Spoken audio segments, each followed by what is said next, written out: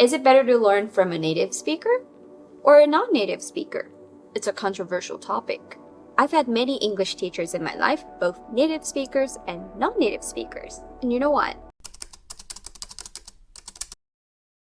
Hey guys, it's Maddie and welcome to my YouTube channel. I used to work in a junior high school. I was an English teacher there. And one of my colleagues was Japanese, asked a native English teacher, how would you explain the difference between present perfect simple and present perfect continuous? And that native speaker answered, you use present perfect continuous when you talk about something you never stopped. You use present perfect simple for something that you stopped sometime in the middle. But I'm sorry. I could tell that he had never really read any grammatical explanations on these tenses.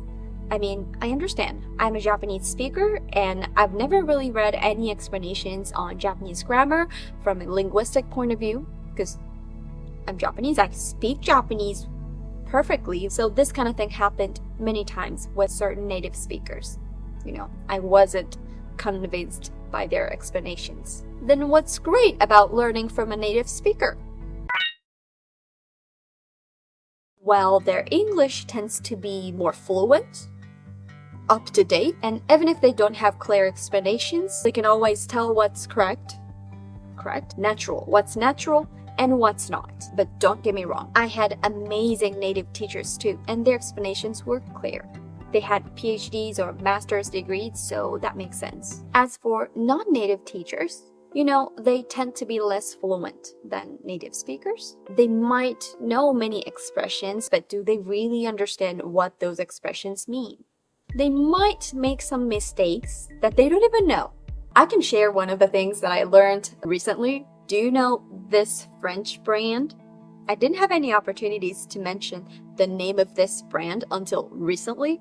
But when I did, my French friend was shocked because that was not what they called it in French. In Japan, we call it Lacoste.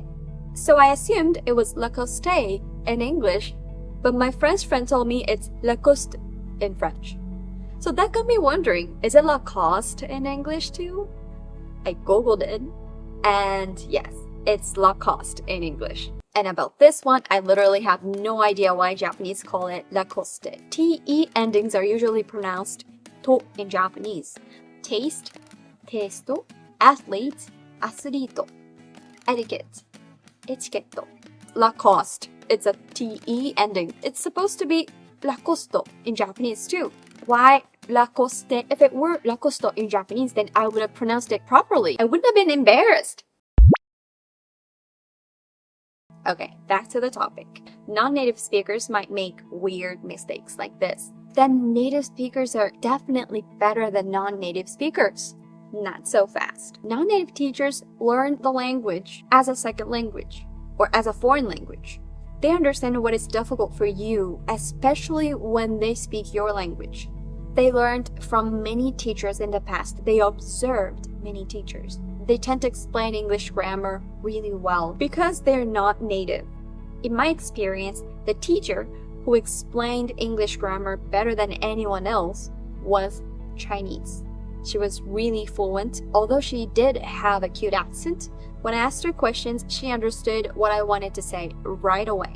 This was really something because native teachers wouldn't understand my questions in the first place. And even when they seemed to understand my questions and explain things, I was like, I know that, and that's not what I asked.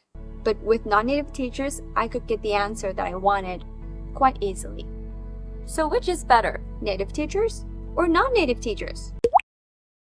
Here's my conclusion. Doesn't really matter. Because language learning is all about you, the learner. It's not about teachers. Teachers don't make you fluent. You learn by yourself. If you don't understand something, go ask your teacher. You got the answer, then back to learning. You want to see if you're on the right track? Then submit your work and your teacher will give you some feedback. Back to learning. You learn by yourself again. Notice that successful non-native speakers are all independent learners. They know how to use resources, including teachers. They know how to use teachers. Learn from whoever you like, whoever you feel happy with, because that way you can motivate yourself. That's all. After all, you are the only one who can make you fluent.